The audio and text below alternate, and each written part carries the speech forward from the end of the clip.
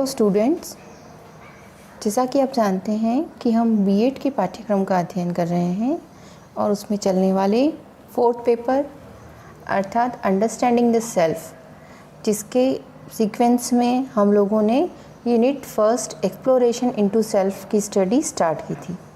मेरा नाम शैली जैन है और हम लोग 4th paper understanding the self स्वयं में खोज के फर्स्ट टॉपिक अर्थात एक्सप्लोरेशन ऑफ सेल्फ या स्वयं की खोज का अध्ययन कर रहे हैं, जिसमें हमने अपनी पिछली वाली क्लासेस में स्व के निर्माण की प्रक्रिया या सेल्फ फॉर्मेशन किस प्रकार होता है उसका अध्ययन किया था।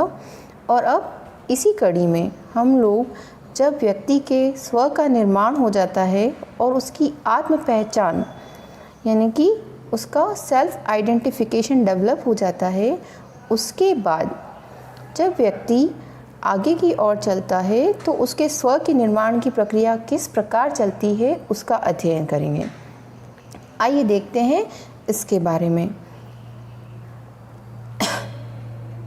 स्व निर्माण की जो प्रक्रिया होती है या एक्सप्लोरेशन इनटू सेल्फ स्वयं में खोज, इस स्व निर्माण की प्रक्रिया में पहला चरण आत्म संरचना और आत्म पहचान के विकास का होता है।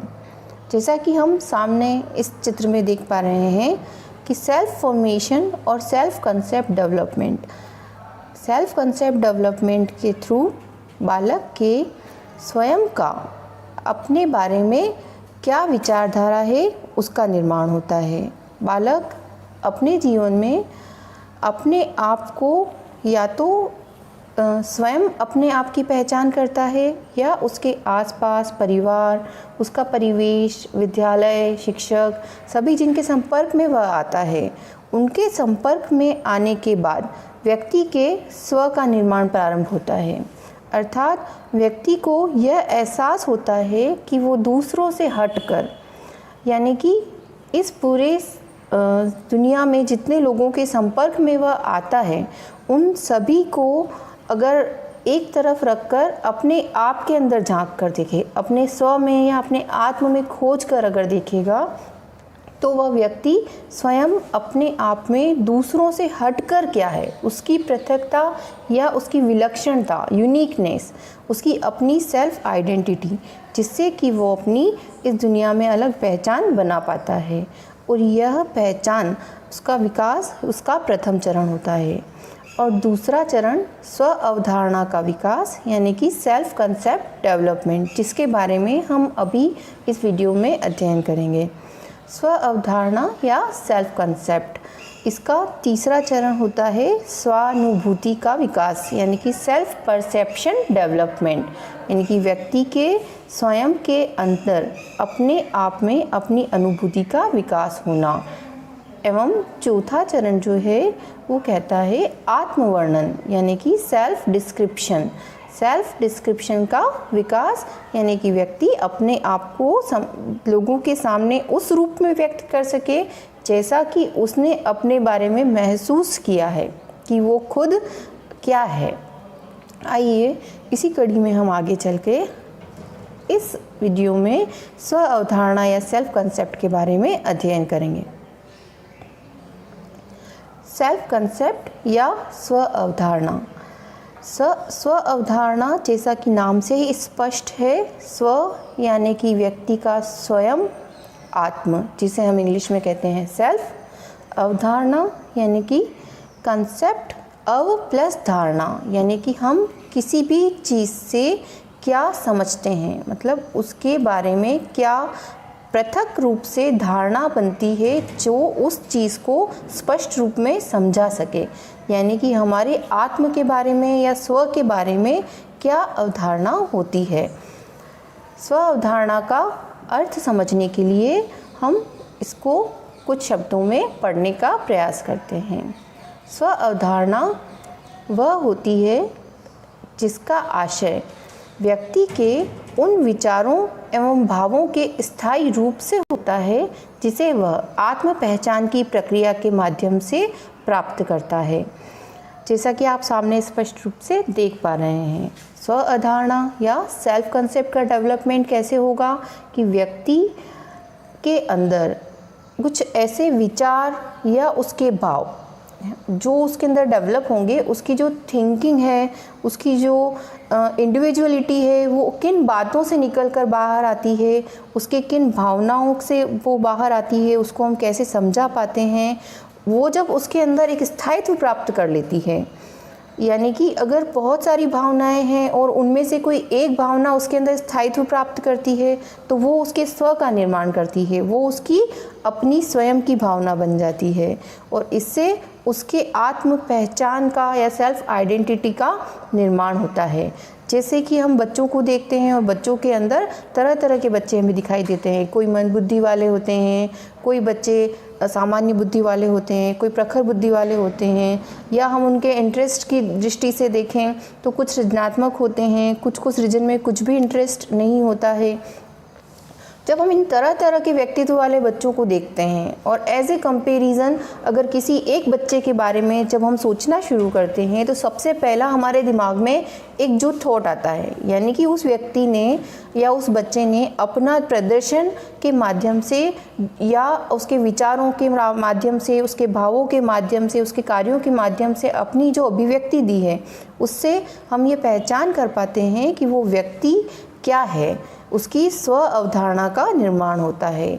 स्व अवधारणा आत्म पहचान का स्थायी रूप मानी जाती है, यानी कि जब स्व अवधारणा बन जाएगी व्यक्ति की तो वो कैसे बनेगी, जब व्यक्ति को अपनी आत्म पहचान हो गई। इसके पहले वाले चरण में जब हमने पढ़ा था सेल्फ का फॉर्मेशन हो गया, तब व्यक्ति धीरे धीरे उसी रास्ते पर चलकर अपनी स्व अवधारणा का निर्माण करता है।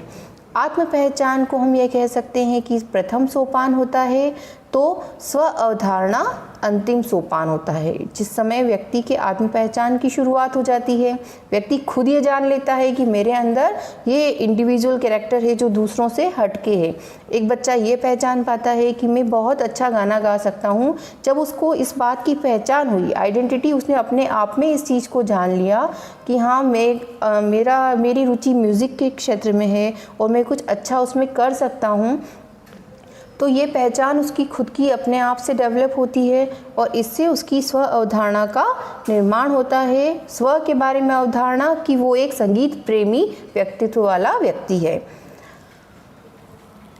स्व अवधारणा के कंसेप्ट को समझने के लिए आइए एक परिभाषा का भी हम अध्ययन करते हैं।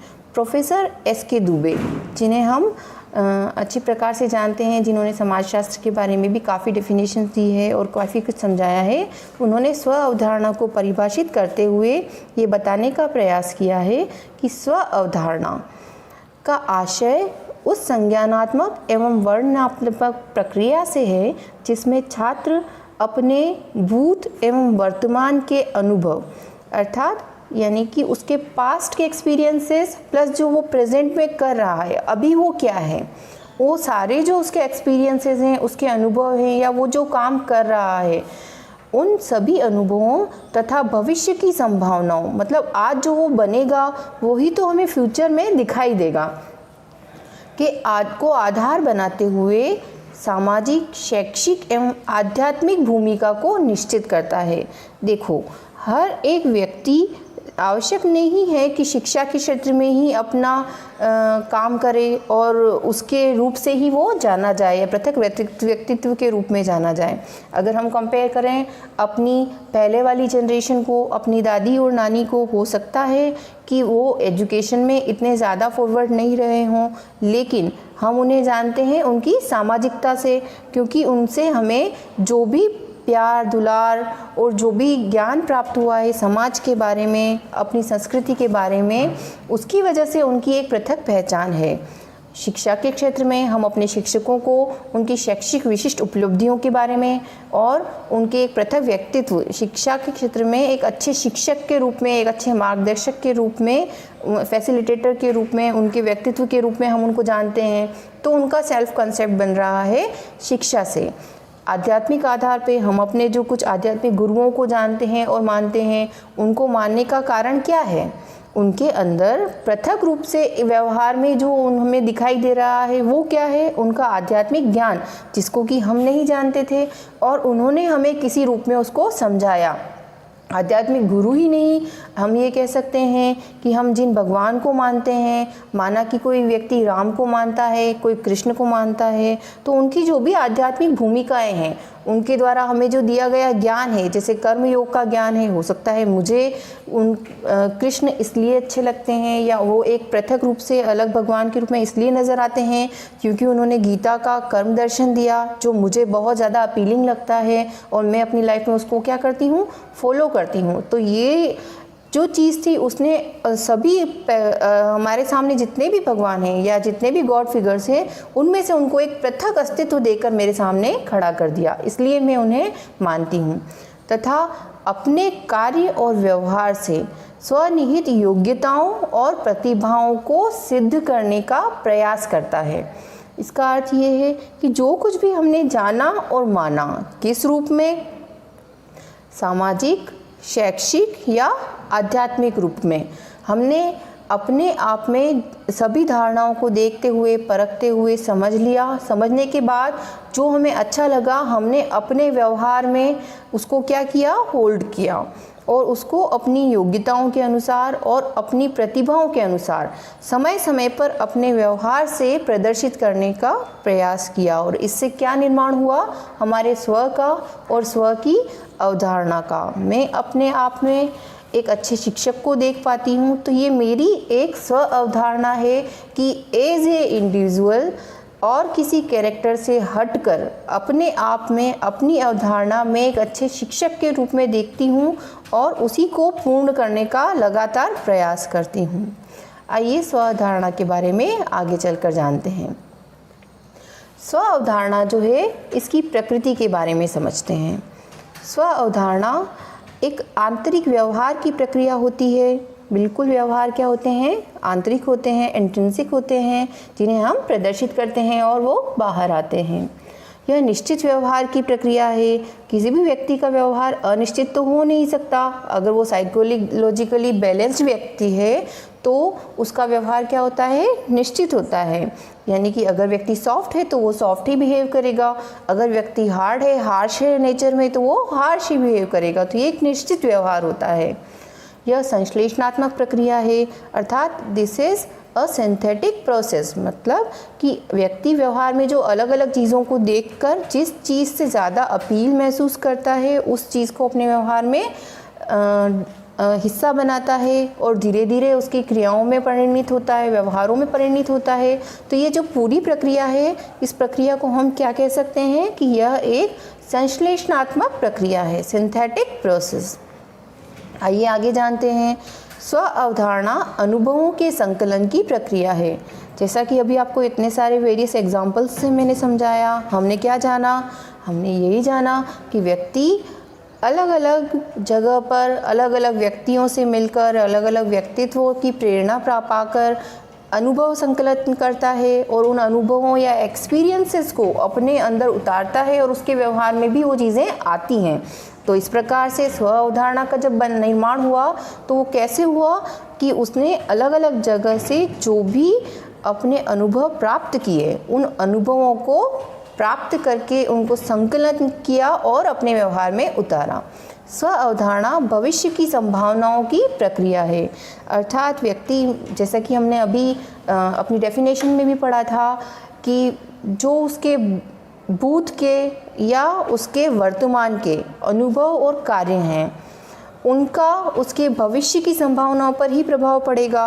वो भविष्य में क्या बनेगा, क्या करेगा, कैसा व्यक्तित्व बन के निकलेगा, ये सभी चीज़ें उसी पे निर्भर करेगी कि व्यक्ति का वर्तमान कैसा है या उसके जो पुराने पास्ट एक्सपीरियंसेस हैं वो कैसे हैं।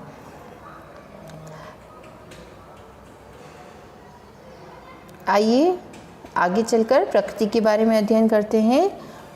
प्रकृति के बारे में ये कहा जा सकता है कि स्व अवधारणा संज्ञानात्मक सार की प्रक्रिया है, अर्थात कॉग्निटिव लेवल पर व्यक्ति अलग अलग जगहों से जो कुछ भी सीखता है। अच्छा, संज्ञान के बारे में हमने साइकोलॉजी में बहुत अच्छे से पढ़ा था। संज्ञानात्मक क्षेत्र में क्या क्या आता है ये हम जानते हैं। व्यक्ति की बुद्धि, व्यक्ति के चिंतन की क्षमता, व्यक्ति की सृजनात्मकता, व्यक्ति किन किन चीज़ों को मनन करता है, ये सारी चीज़ें उसके संज्ञान में आती है। क्या वो समझता है, क्या एक्सपीरियंस करता है, ये सारी चीज़ें उसके संज्ञान में आती है। तो ये सारी चीज़ें जब उसके संज्ञान में आती है, मतलब कॉग्निशन में वो क्या क्या चीज़ें अपने माइंड में होल्ड कर रहा है, उन सभी माइंड का उसके बिहेवियर पर और उसकी स्व अवधारणा के निर्माण पर बहुत ज़्यादा प्रभाव पड़ता है। स्व अवधारणा निर्णय की प्रक्रिया होती है, अर्थात बच्चा अपने लिए निर्णय कर पाता है कि मेरे लिए कौन सा क्षेत्र अच्छा है और मैं इसके अंदर अपनी प्रगति कर सकूँगा। स्व अवधारणा से स्व की संरचना होती है। स्व अवधारणा किस में काम आती है? व्यक्ति के आत्म के निर्माण में। व्यक्ति को एज ए इंडिविजुअल दूसरों से डिफ्रेंशिएट करके एक स्व के निर्माण में काम आती है। स्व अवधारणा स्व मूल्यांकन की प्रक्रिया है। व्यक्ति की स्व अवधारणा या सेल्फ कॉन्सेप्ट डेवलप तभी होता है जब व्यक्ति अपने आप को इवेल्युएट करता है। अब इसमें दो स्थितियाँ होती है। प्रथम स्थिति ये कहती है कि अगर व्यक्ति का सेल्फ असेसमेंट या सेल्फ इवेल्यूशन बिल्कुल सही है अपने बारे में, तो व्यक्ति वैसा ही प्रदर्शित करेगा जैसा कि वो है। दूसरी बात, अगर उसका सेल्फ इवेल्यूशन अपने बारे में गलत है, गलत कैसे है, यानी कि उसमें थोड़ा डेविएशन आ रहा है। डेविएशन आ रहा है कि वो अपने आप को या तो जो वो है उससे ज़्यादा एसेस करता है या वो उससे कम एसेस करता है, और दोनों ही स्थितियों में व्यक्ति के लिए अपने आप का सेल्फ में रह पाना, अपने आप को समझना या अपनी अवधारणा बनाना अच्छा नहीं होगा। तो ये एक स्व मूल्यांकन की प्रक्रिया होती है। यह एक मनोवैज्ञानिक प्रक्रिया है। जो भी स्व निर्माण से संबंधित प्रक्रियाएं हैं वो व्यक्ति के आंतरिक प्रक्रियाएं हैं, अपने मनस्थिति से संबंधित प्रक्रियाएं हैं। तो ऑब्वियसली ये सारी प्रक्रियाएं क्या होती हैं? मनोवैज्ञानिक प्रक्रियाएं होती हैं। स्व अवधारणा की प्रकृति को समझने के बाद हम लोग स्व अवधारणा का व्यक्ति में जो विकास होता है उससे उसके डेवलपमेंट पे क्या प्रभाव पड़ता है, उसका उद्देश्य क्या है, या ये कहें कि उसकी क्या आवश्यकता है कि व्यक्ति के अंदर स्व अवधारणा या सेल्फ कॉन्सेप्ट डेवलप हो ही, अगर ना हो तो क्या प्रभाव पड़ता है या उसके जीवन में इसका क्या महत्व है, इसके बारे में जानते हैं।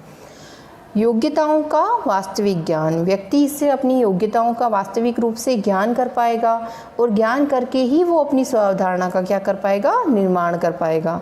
अगर व्यक्ति को ये पता ही नहीं है कि उसके अंदर क्या एबिलिटीज़ हैं तो वो अपने भविष्य के बारे में भी निर्णय सही ढंग से नहीं ले पाएगा। व्यक्तित्व के निर्माण में सहायक होती है। किसी भी व्यक्ति के मानसिक विकास में सहायक होती है, मतलब मेंटल डेवलपमेंट। व्यक्ति जितना अंदर की ओर जाएगा, स्वयं के खोज की यात्रा व्यक्ति की जितनी जितनी डीप में जाती जाएगी, वो अपने आप को पहचानता जाएगा, वैसे ही उसका मेंटल डेवलपमेंट अच्छा होता जाएगा।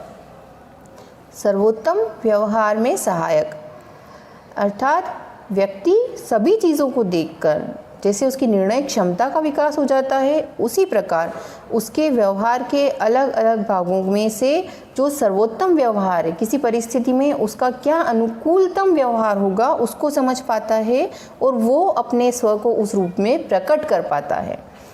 आत्मविश्वास की भावना के विकास में सहायक। व्यक्ति अगर अपने आप को जान ले तो फिर क्या ही बात है। व्यक्ति की हर एक प्रेजेंटेशन, उसका अपना जो प्रदर्शन है वो क्या होगा? बिल्कुल कॉन्फिडेंट। नैतिक विकास में सहायक। व्यक्ति, जैसा कि अभी मैंने आपको उदाहरण दे के बताया कि स्व अवधारणा में व्यक्ति अपने आध्यात्मिक स्तरों पर जाकर उसको क्या पसंद है, क्या सही है, क्या गलत है, उन चीज़ों का निर्णय करता है। तो बहुत सीधी सी बात है कि जो चीज़ें सही होती हैं वो हर एक व्यक्ति को क्या करती हैं? अपील करती हैं, और व्यक्ति उसको अपने जीवन में उतारने का प्रयास करता है। तो इन्हीं चीज़ों के साथ व्यक्ति का मोरल डेवलपमेंट भी होता चला जाता है। व्यक्ति स्व को जांचता है, परखता है और अच्छी चीज़ों को अपने अंदर डालता है। सर्वोत्तम निर्णय क्षमता का विकास होता है इससे, ताकि व्यक्ति अलग अलग परिस्थितियों में से जो बेस्ट है उसका निर्णय कर पाता है। अच्छा, अब हम इस बात को जानने का प्रयास करेंगे कि ऐसी क्या चीज़ें हैं जो एक इंडिविजुअल के अंदर कॉन्सेप्ट का डेवलपमेंट करने में उसकी मदद करती है। सेल्फ कॉन्सेप्ट को डेवलप करवा भी सकती है। इसके पॉजिटिव अदरवाइज नेगेटिव दोनों इफ़ेक्ट्स हो सकते हैं। ये ऐसे फैक्टर्स हैं जिनसे कि स्व अवधारणा प्रभावित होती है, जिसमें से कुछ बिंदुओं की हम आज चर्चा कर लेते हैं। जैसे शिक्षक का व्यवहार, हम कह सकते हैं कि एक बालक का ज़्यादातर समय विद्यालय में निकलता है, या उसके जो अवधारणा का निर्माण हो रहा है या उसकी समझ का जो निर्माण हो रहा है उसका ज़्यादातर भाग उसके विद्यालय से प्राप्त हो रहा है। तो शिक्षक के व्यवहार का उसके ऊपर बहुत ज़्यादा प्रभाव पड़ता है। जितना पॉजिटिव, जितना नेतृत्वशील अच्छा व्यवहार शिक्षक का होता है, उसका उसी व्यवहार की झलक उसके बच्चों में भी दिखाई देती है। विद्यालय का वातावरण, विद्यालय से बच्चे को किस प्रकार का वातावरण मिल रहा है, क्या वो वातावरण कार्य में प्रवृत्त करने के लिए अच्छा है, आध्यात्मिक व्यवहार वहाँ पर बच्चों को मिल रहे हैं, कुछ नई बातें सीखने को मिलती है, या फिर उसका विद्यालय का जो वातावरण, विद्यालय के वातावरण का अर्थ ये नहीं है कि विद्यालय सुविधाजनक है या नहीं। इसका अर्थ ये है कि विद्यालय में उसको जो बिहेवियरल एस्पेक्ट के गुण मिलते हैं, अपने टीचर्स से, अपने ओवरऑल आसपास के स्टूडेंट्स से, अपनी पढ़ाई से मिलने वाले आउटपुट से, इन सभी चीज़ों से उसको उसकी पाठ्य सहगामी क्रियाओं से जो कुछ भी आउटपुट मिल रहा है वो उसके स्व के निर्माण में बहुत ज़्यादा क्या होते हैं, हेल्पफुल होते हैं। इसीलिए अगर एक स्कूल के व्यवहार, बच्चों के व्यवहार को हम दूसरे स्कूल के बच्चों के व्यवहार से कंपेयर करें, डेफिनेटली हमें उसमें क्या नज़र आता है, फ़र्क नज़र आता है। अच्छा, अब बात करते हैं छात्रों की स्वयं की सोच का। सोच तो दो ही तरह की होती है, या तो होती है सकारात्मक या होती है नकारात्मक। तो अगर बच्चों की खुद की सोच सकारात्मक होगी तो निश्चित रूप से वो अपनी स्व अवधारणा का बहुत अच्छे प्रकार से क्या कर पाएंगे, निर्माण कर पाएंगे और उसको व्यक्त भी कर पाएंगे। चिंता, कई समय पर ऐसी परिस्थितियाँ भी आती है कि जब बालक आंतरिक रूप से किसी रूप में चिंताग्रस्त हो तो वो उसकी स्व अवधारणा को निश्चित रूप से नेगेटिव रूप में प्रभावित करता है और उसको बाधित भी करता है। सामाजिक संपर्क, बच्चा जिन लोगों के संपर्क में आता है, जैसे मैंने अभी आपको स्कूल का एग्जाम्पल देके बताया, वैसे ही उसके समाज, उसके परिवार, उसके आस पड़ोस, उसके पीयर ग्रुप के जो साथी हैं, उन सभी का व्यवहार, सभी चीज़ें किसी न किसी रूप में बच्चे की स्व अवधारणा के रूप में उसको प्रभावित करते हैं। बच्चा जिस जगह से आता है, अगर बच्चा ऐसे वातावरण से आता है जहाँ पर लोगों को बात करने का तरीका ही एब्यूजिव है, आपस में लड़ाई झगड़ा होता है, या वहाँ के लोग नशे के आदी हैं या इस तरह की किसी गलत एक्टिविटी में लिप्त होते हैं, तो बच्चे के ऊपर, बच्चे की स्व अवधारणा के निर्माण पर इन सभी चीज़ों का प्रभाव हमें स्पष्ट रूप में दिखाई देता है और इसकी झलक बाल अपराधी बालकों के रूप में दिखाई देती है।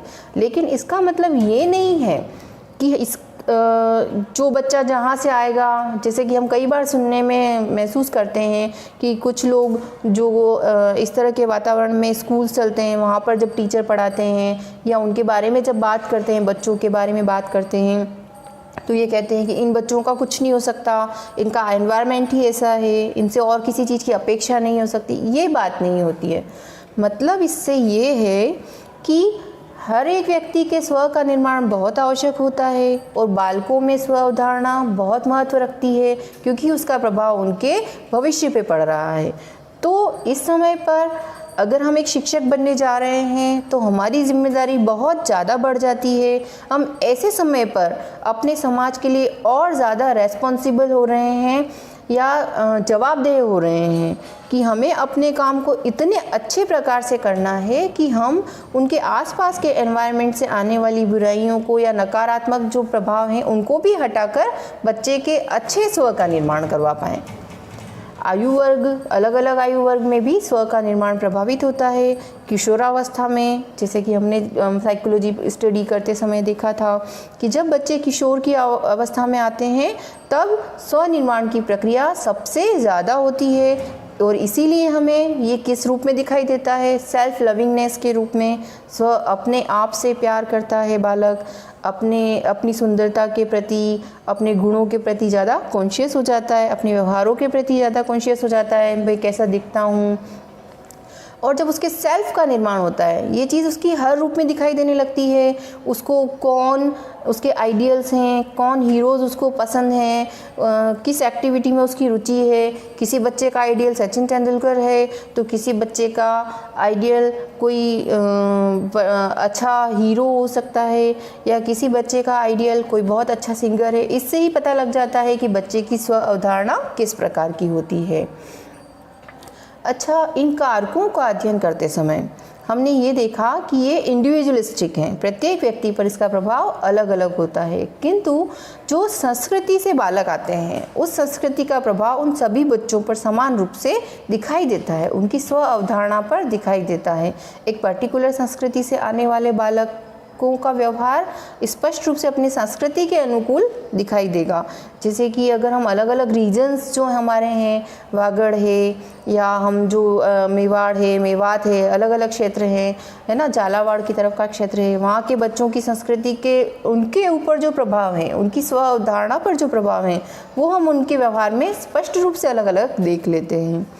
शैक्षिक उपलब्धियों का सकारात्मक और नकारात्मक दोनों प्रभाव हम जानते हैं कि बच्चे के स्व पर पड़ता है।